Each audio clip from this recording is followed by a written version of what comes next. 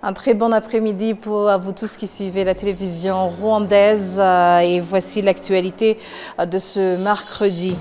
Le 27e sommet des chefs des gouvernements du Commonwealth s'est ouvert ce lundi à Apia, la capitale des îles de Samoa, c'est dans le Pacifique. Le Rwanda vient d'annoncer l'approbation d'un financement de 28 millions de dollars par le Fonds vert pour le climat pour soutenir l'initiative Green City Kigali.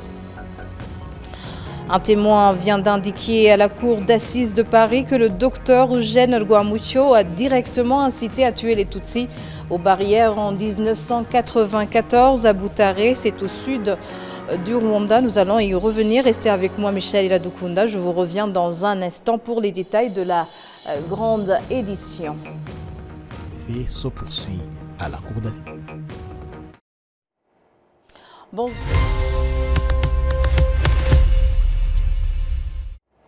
Bonjour et bienvenue à cette grande édition de la télévision rwandaise. Le 27e sommet des chefs des gouvernements du Commonwealth, CHOGM, s'est ouvert ce lundi à Apia, la capitale des îles de Samoa, c'est dans le Pacifique.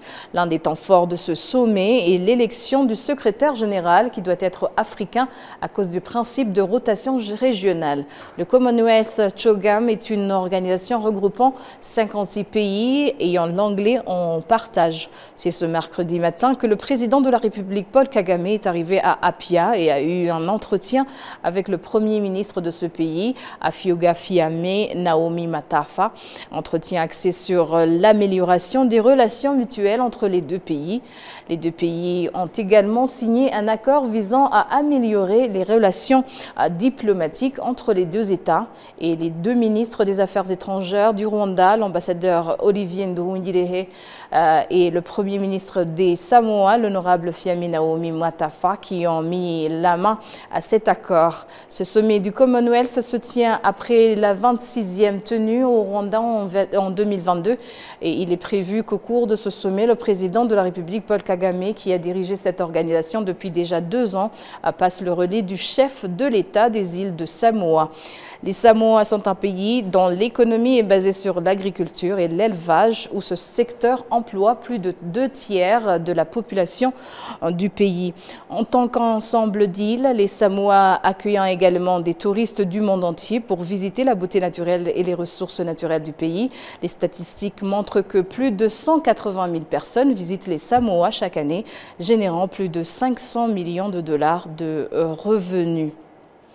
Et pour en parler aujourd'hui, en parlant du Commonwealth, nous avons le plaisir d'accueillir au bout du téléphone notre analyste politologue Alexis Nizeyimana. Alexis, bonjour et bienvenue dans cette édition. Bonjour. Alors, commençons par relater sur le sommet des chefs d'État et du gouvernement du Commonwealth qui se tient en ce moment à Samoa. Pour commencer, pourriez-vous nous dire la force politique du Commonwealth?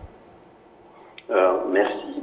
Comme vous venez de le dire, cette organisation du Commonwealth of Nations regroupe plus de 56 États, aujourd'hui 58, et sa force politique repose sur plusieurs aspects de valeurs et d'objectifs communs, tels que la promotion de la démocratie, des droits humains, du développement durable et autres.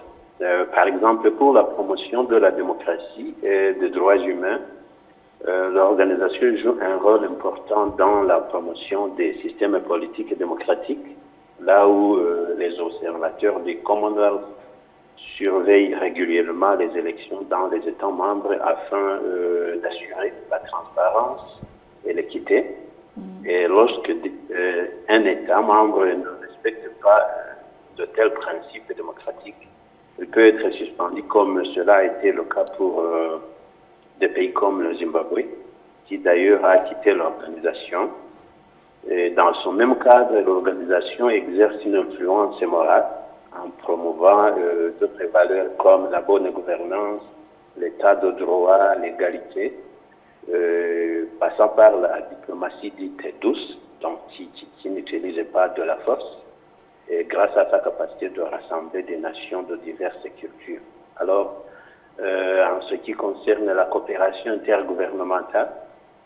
Les pays coopèrent sur des sujets politiques, économiques et sociaux, notamment lors des réunions régulières comme celle qui se tient à Samoa, le CHOGAM. Et ces rencontres permettent aux pays d'échanger sur des sujets pertinents comme la paix, la sécurité, le changement climatique et la lutte contre la pauvreté. Et de là, ça peut jaillir des projets ou des initiatives de coopération bilatérale qui peuvent être financées par un ou plusieurs acteurs membres de l'association. Enfin, ne peut pas oublier son pouvoir économique et collectif, où il encourage la coopération commerciale entre ses pays membres en offrant une plateforme pour le dialogue entre les pays, bien qu'il ne soit pas un bloc économique comme nous voyons d'autres blocs économiques dans le monde. Ces pays membres forment une grande partie du marché mondial, ce qui offre une influence économique collective, notamment à travers des initiatives comme le Commonwealth Trade and Investment Enterprise Hub. Bref, bien qu'il soit souvent aperçu comme moins influent que d'autres organisations internationales, le Commonwealth est un acteur important sur la scène mondiale dans la politique et dans l'économie. Alors, à travers tout ce que vous venez d'énoncer, on peut dire que c'est vraiment un avantage pour le Rwanda. Quelles sont les opportunités de développement jusque-là atteintes par le Rwanda à travers le Commonwealth? Pour le pays, les opportunités sont énormes. L'organisation offre des opportunités de développement. Dépendant des contextes nationaux bien régionaux, les opportunités résident dans des domaines très variés comme le commerce et l'investissement. L'organisation ayant un marché économique vaste comme nous venons de le dire. Il y a des opportunités dans des secteurs comme l'agriculture, la technologie de l'information et l'innovation, les services financiers, l'exploitation minière, des secteurs comme l'énergie renouvelable, l'éducation, les secteurs comme la santé et bien d'autres, le tourisme et beaucoup d'autres secteurs qui offrent des opportunités d'investissement et de promouvoir du bien-être des populations, de l'organisation comme des infrastructures modernes, l'urbanisme et autres. Alors, le Rwanda appartient aussi à une autre organisation qui est la francophonie. Quels sont les avantages pour notre pays, pour le Rwanda, d'appartenir à ces deux blocs? Je dirais que ces deux organisations forment un vaste réseau, tout ça 37 pays, avec l'OIF formé de 93 pays et le Commonwealth avec 58 membres. Alors, appartenir à ces deux organisations permet au Rwanda d'étendre sa plateforme de coopération culturelle, éducative et diplomatique dans différents blocs géopolitiques, mais aussi il permet au pays d'accroître sa capacité à attirer des partenariats économiques et stratégiques.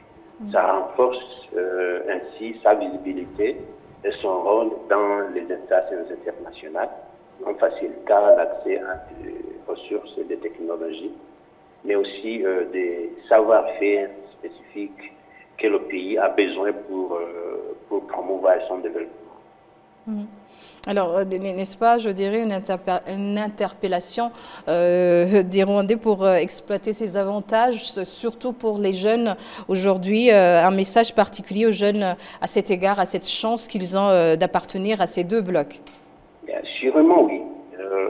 Les jeunes Rwandais doivent d'abord connaître ces organisations et connaître minutieusement des opportunités précédemment mentionnées afin de pouvoir les exploiter. D'abord, ils doivent aussi savoir qu'il y a des prérequis pour accéder à ces opportunités énormes, comme la connaissance des deux langues, que sont l'anglais et le français, lesquels véhiculent aussi les deux cultures dominantes au monde.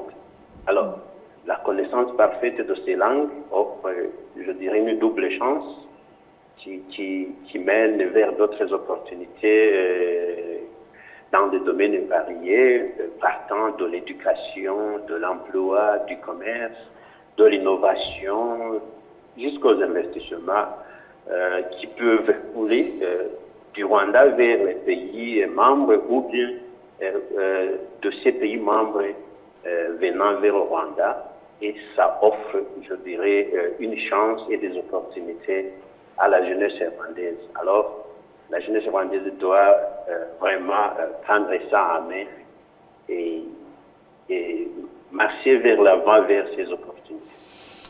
Merci. En tout cas, Monsieur Alexis Nizeyimana, je rappelle que vous êtes analyste politologue. Merci de nous avoir éclairé sur cette question.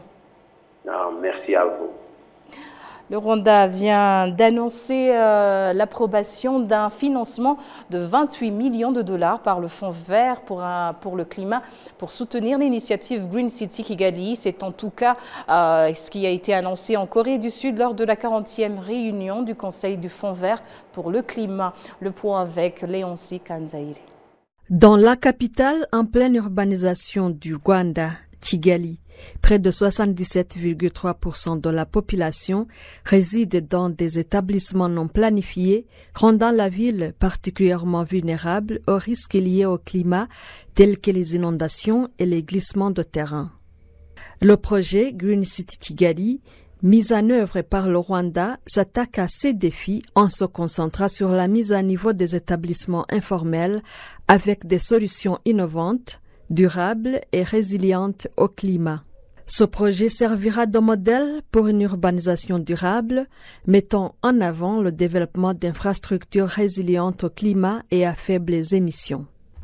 Le projet Green City Kigali représente un pas proactif vers la création d'un environnement urbain durable et résilient, visant à atténuer ces défis et à promouvoir une meilleure qualité de vie pour tous les Rwandais, indique le ministère de l'Environnement, réaffirmant sa détermination à mettre en exécution ce projet dans les plus brefs délais. This project actually means a lot for urban development because it sets a clear Ce projet signifie beaucoup pour le développement urbain car il est clé dans le développement de nos villes et c'est le projet pilote pour développer nos villes secondaires, les rendant vertes et résilientes au choc climatique.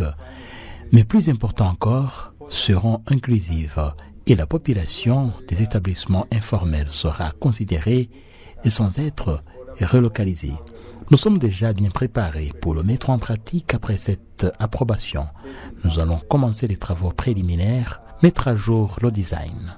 C'est une tâche que nous comptons accomplir dans quelques 6 ou 7 mois et nous prévoyons les travaux concrets sur terrain dans la deuxième année de ce projet.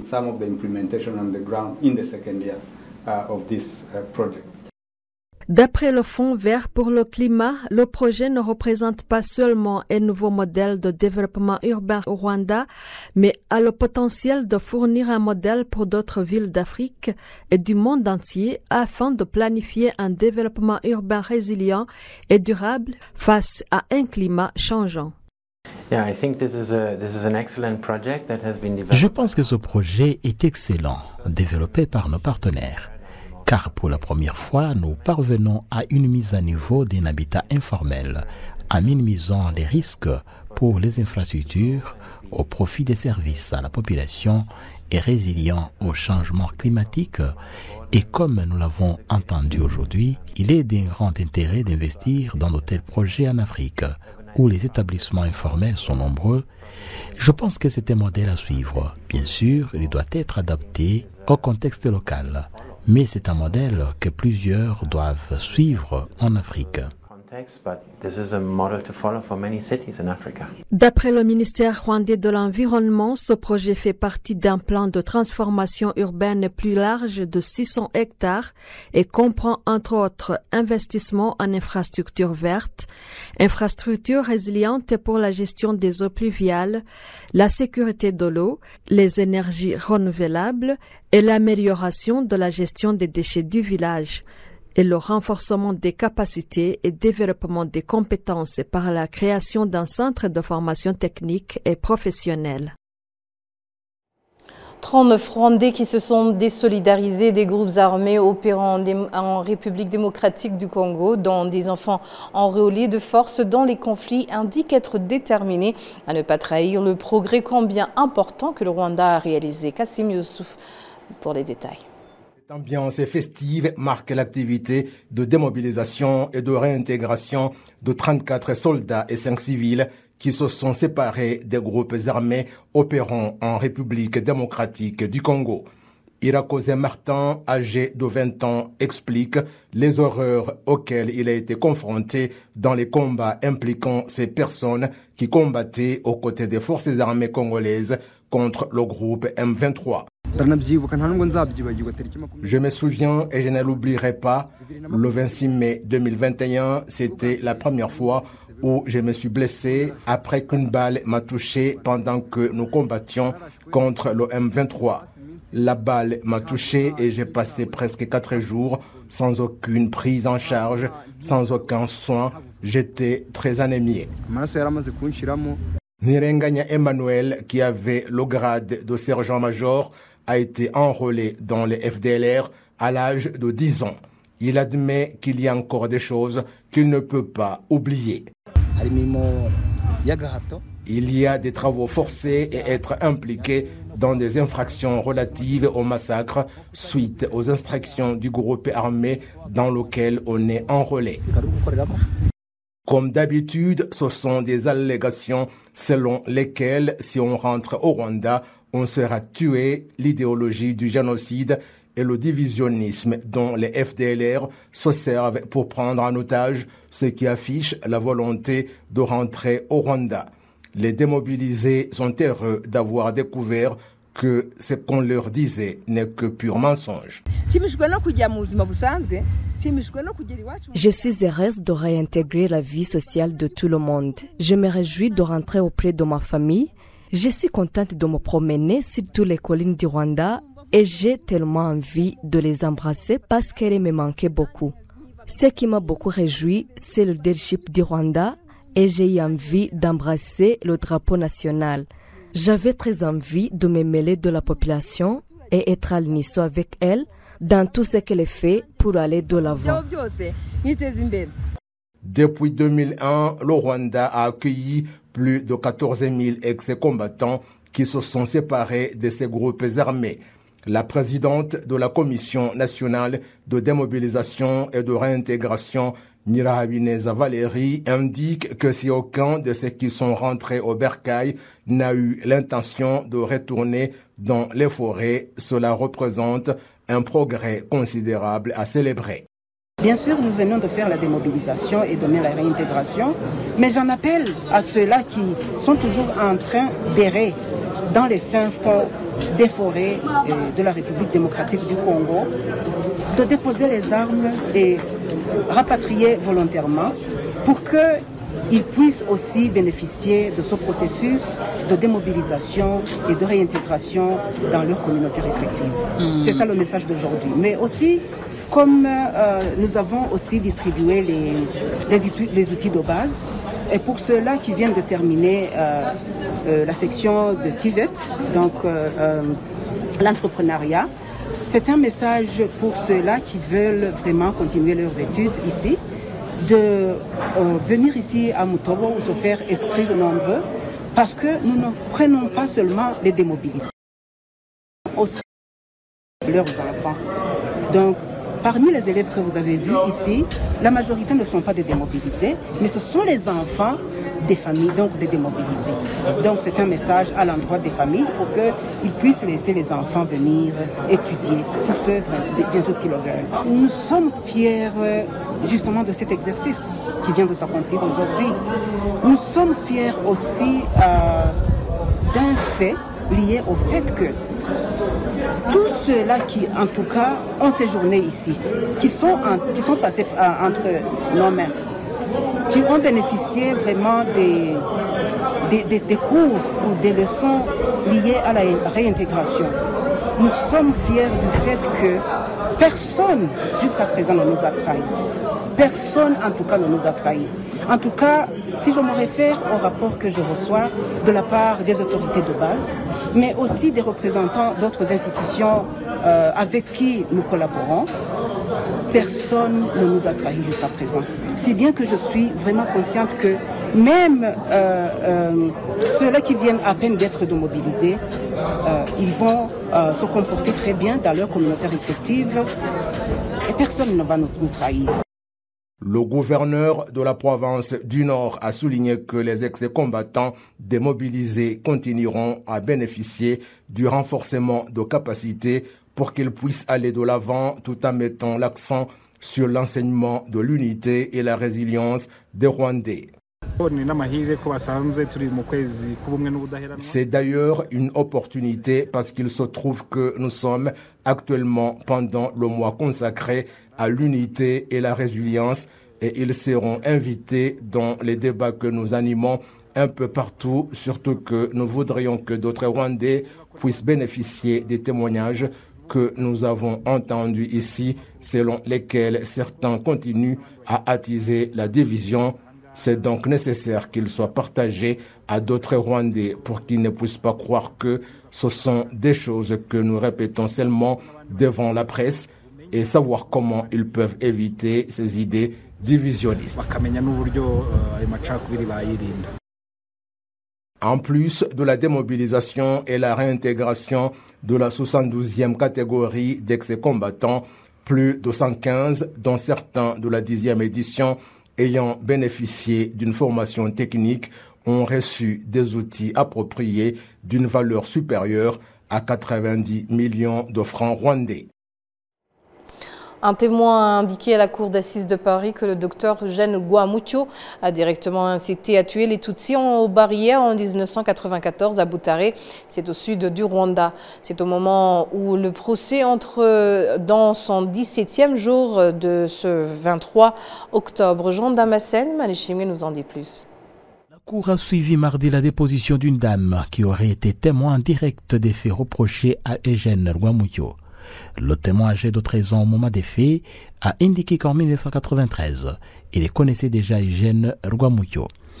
Rescapé du génocide dans des conditions extrêmes, le témoin a affirmé avoir aperçu plusieurs fois Eugène Rwamucyo circuler avec les miliciens Interahamwe. Il a indiqué comment Rwamucyo a un jour orchestré l'enlèvement des filles Tutsis par les miliciens Interahamwe et pour justifier cet enlèvement, Rwamucyo a dit qu'ils amenaient ces jeunes filles pour les soigner et qu'ils les amèneraient, mais n'ont jamais été revus, a ajouté le témoin. Devant la cour, il a également indiqué avoir vu Eugène Rwamucyo à bord d'une voiture qui accompagnait celle de la commune d'Ongoma, laquelle transportait de l'essence pour mettre le feu aux maisons des Tutsis. Descendu de la voiture, Rwamucyo a dit au chef des miliciens Interahamwe à la barrière de ne pas se comporter comme des enfants et qu'en cas de besoin, ils allaient faire les Tutsis leur lit, ce qui a été expliqué par le témoin comme une incitation directe à tuer les Tutsis qui étaient à cette barrière. Et poursuivant sa déposition, le témoin a indiqué que 2 jours avant que le FPR ne prenne le 4 juillet la ville de Butare, Rwamucyo, accompagné des militaires de l'école des sous-officiers, arrive dans le stade pour déclarer aux nombreux réfugiés Tutsis que la paix était revenue et qu'ils pouvaient s'installer pour faire à manger. Et pourtant, c'était une tromperie, car une demi-heure plus tard, les Tutsis du stade sont pris pour cible par des tirs avant que les Interahamwe ne rentrent dans les lieux pour les massacrer à l'aide d'armes traditionnelles, a précisé le témoin. Dans l'autre déposition de la journée, un témoin a indiqué à la cour qu'à chaque barrière, Rwamucyo s'entretenait avec les miliciens Interahamwe et les incitait à tuer les Tutsis.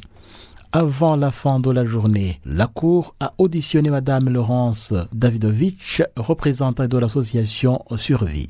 Il a expliqué que c'est une association qui regroupe 900 adhérents répartis en 20 groupes locaux présents dans différentes régions de la France et créée au début des années 80 pour lutter contre les causes structurelles de la misère dans les pays du Sud.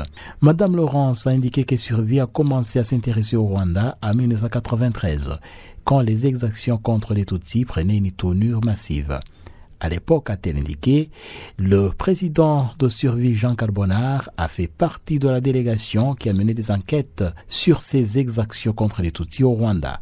À son retour, et bouleversé par ce qu'il avait vu, Jean Carbonard a rencontré la cellule africaine de l'Élysée pour lui remettre un pré-rapport de mission. Mais là encore, aucune réaction. Et pire, l'exécutif français continuait à soutenir le régime Habyarimana, puis le gouvernement intérimaire responsable du génocide commis contre les Tutsis.